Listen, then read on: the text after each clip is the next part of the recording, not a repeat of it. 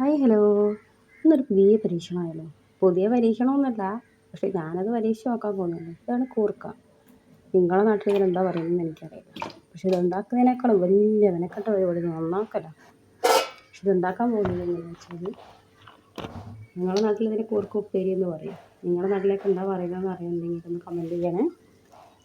വെളിച്ചെണ്ണ ഒഴിച്ച് അത് ചൂടാകുമ്പോൾ അതിലേക്ക് ഇച്ചിരി കടുക്. വെളിച്ചെണ്ണ ചൂടായി വരുമ്പോൾ അതിലേക്ക് കടുക് ഇട്ടിട്ട് ആ കടുക് ഒന്ന് പൊട്ടി വരും. കടുക് ശരിക്കും പൊട്ടണം. പക്ഷെ എനിക്ക് കടുക് ശരിക്കും പൊട്ടണം. പൊട്ടിയില്ലെങ്കിൽ എന്താ ആ കടുകിൻ്റെ ഒരു ടേസ്റ്റ് ഉണ്ടല്ലോ, അത് പൊതുവെ എനിക്കിഷ്ടമല്ല കേട്ടോ. എല്ലാവരും കഥ എങ്ങനെ എനിക്കറിയില്ല, ചിലർക്കത് ഇഷ്ടമായിരിക്കും. കടുക് പൊട്ടി വരുമ്പോൾ ചെറുതായിട്ട് അരിഞ്ഞ് വെച്ചിട്ടുള്ള കൂർക്കയിൽ കുറച്ച് പച്ചമുളക്, കുറച്ച് വെളുത്തുള്ളി, കുറച്ച് ചെറിയുള്ളി, കറിവേപ്പില, ഇത്ര ഐറ്റംസ് മതി. പൊട്ടി വരുന്ന കടുകിലേക്ക്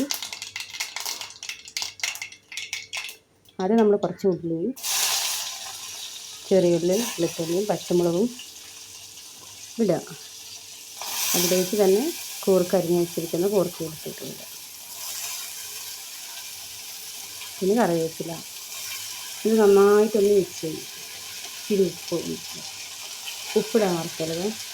കാരണം ഈ സാധനം എത്രയും കൂർക്ക വന്ന സാധനം എത്ര വേവിച്ചാലും അതങ്ങനെ നിൽക്കുള്ളൂ. അത് ഉടഞ്ഞു പോവുകയോ അങ്ങനെയൊന്നുമില്ല. അതിന് ഉടയുമെന്നുള്ള എനിക്കറിയില്ല കേട്ടോ. നമ്മൾ കുക്കറിലല്ല ഉണ്ടാക്കുന്നത്. കുക്കറിലൊക്കെ ഉണ്ടാക്കുകയാണെങ്കിൽ ചിലപ്പോൾ ഉടയും. കറിവേപ്പിലിട്ട് നന്നായിട്ട് മിക്സ് ചെയ്ത് ഇളക്കിയിട്ട് വെള്ളം ഒഴിച്ച് ഇളക്കി വെക്കും.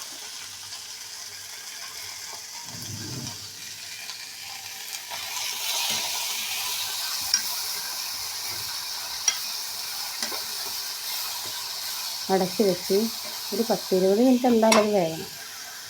അത് നമുക്ക് അടച്ച് വെക്കാം.